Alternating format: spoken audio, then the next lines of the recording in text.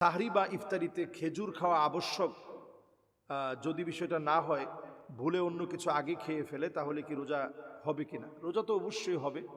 তবে নবী সাল্লাল্লাহু আলাইহি সাল্লাম ইফতারির সময় তিনি খেজুর নিতেন, বেজুর সংখ্যক খেজুর নিতেন। সাহারিতেও সাহাবাই কেরামের তেমন কিছু সাহাবাই কেরামের ছিল না।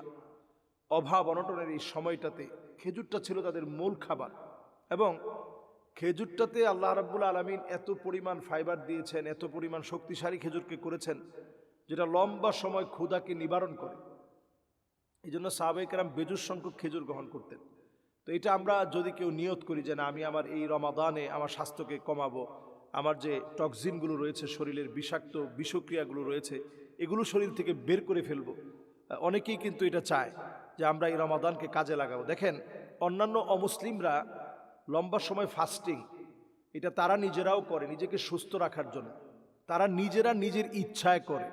আল্লাহ তাআলা মুসলমানদেরকে এত ভালোবেসেন, আল্লাহ তাআলা এটা নিজের ইচ্ছায় না, বরং আপনার জন্য ম্যান্ডেটরি করে দিয়েছে, বাধ্য করে আল্লাহ তাআলা করাচ্ছেন যে আপনার শরীর থেকে টক্সিনগুলো বের হয়ে যাবে, বিষাক্ত বিষক্রিয়াগুলো বের হয়ে যাবে। দেখেন, হাঙ্গার স্টে, লম্বা সময় ক্ষুধা পেটে, ক্ষুধা থেকে হাঙ্গার স্টে করার মধ্য দিয়ে অনেক কিছু অর্জন করা যায়। দেখবেন একটা মুরগি ডিমের মধ্যে বসে বসে তা দেয়, এই তা দিতে দিতে সে সময় কিছু খায় না, শুধু আওয়াজ করতে থাকে, কেমন যেন আওয়াজটা থেকে আল্লাহ আল্লাহ আল্লাহ এরকম একটা আওয়াজ বের হয়।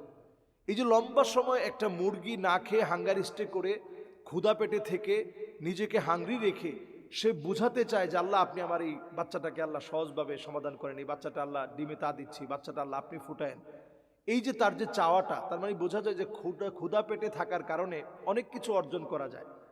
তো এই যে অটোফিজি আবিষ্কার হয়েছে কিন্তু এই মুসলমানদের সিয়াম থেকে। এই জাপান অটোফিজিতে এত এগিয়েছে, তারা এই আবিষ্কারগুলো করেছে মূলত মুসলমানদের সিয়াম সাধনা থেকে, যে আমরা কিভাবে নিজেকে সুস্থ রাখবো। তো তারা সুস্থ রাখার জন্য নিজেরা দায়িত্ব মেনে নিজেরাই কাজগুলো করে, আর আমরা আল্লাহ রাব্বুল আলামিন আমাদেরকে সুস্থ রাখানোর জন্য ফরজ করে দিয়েছেন।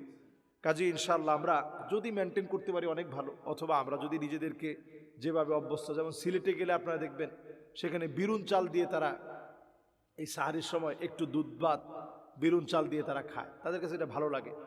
অনেক জায়গায় দেখবেন কলা দিয়ে একটু দুধ দিয়ে ভাত দিয়ে খায়, তাদের কাছে এটা ভালো লাগে।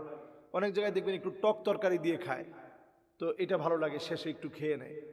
তো এইটা বিভিন্ন এলাকায় অঞ্চল ভেদে বিভিন্ন রকম খাবারের ট্রেডিশন রয়েছে, এটার ক্ষেত্রে কোনো বাধ্যবাধকতা নেই। তবে খেজুর দিয়ে যদি আপনি ইফতারি করতে পারেন, এটা একটা সুন্নাহসম্মত আমল, আমরা করার চেষ্টা করবো ইনশাআল্লাহ।